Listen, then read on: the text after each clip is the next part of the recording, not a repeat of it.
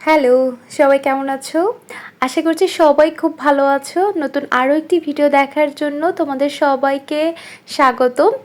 আজকের ভিডিওটা একটু ডিফারেন্ট প্যাটার্নে। আজকে আমি তোমাদের সাথে শেয়ার করব আমার ছাদ বাগানের ভিডিও। আসলে গাছ সবারই খুবই পছন্দের, আর আমি তার ব্যতিক্রম নই। এখানে আমাদের ছাদ বাগানে যতটুকু গাছ আছে আমরা পরিচর্যা করে যতটুকু করতে পেরেছি ততটুকুই তোমাদের সাথে শেয়ার করব।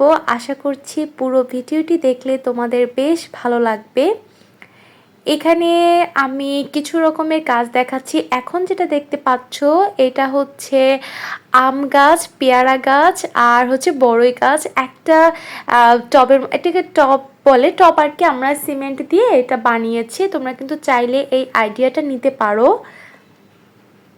আমিও এটা একটি আন্টির বাসায় দেখেছিলাম, দেখে আমার খুব ভালো লেগেছিল। সেখান থেকে আমি পিকচার তুলে এনে তারপরে আমি আমাদের বাসার মিস্ত্রিদেরকে দেখিয়েছি, ওরা ঠিক এভাবে করে দিয়েছে।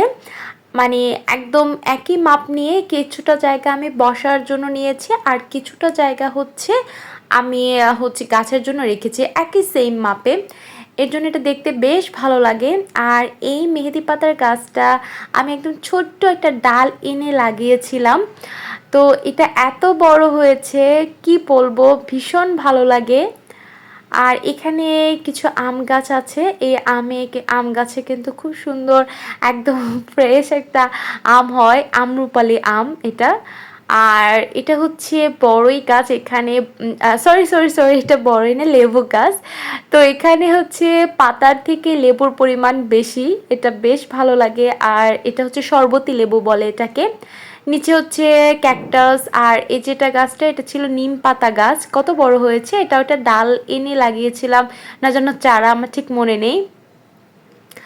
আর এই পেয়ারা গাছটা বাবা এনেছিল হচ্ছে তার এক বড় ভাইয়ের, মানে চাস্তো বড় ভাইয়ের কাছ থেকে। তো খুব ভালো জাতটা, মানে পেয়ারা গাছটা খুবই ভালো। এই আম গাছটা তার কাছ থেকে নিয়ে এসেছিল, তার কাছ থেকে কিছু চারা এনে তারপরে লাগিয়েছিল। ভীষণ ভালো হয়েছে, একটা গাছও মারা যায়নি আলহামদুলিল্লাহ।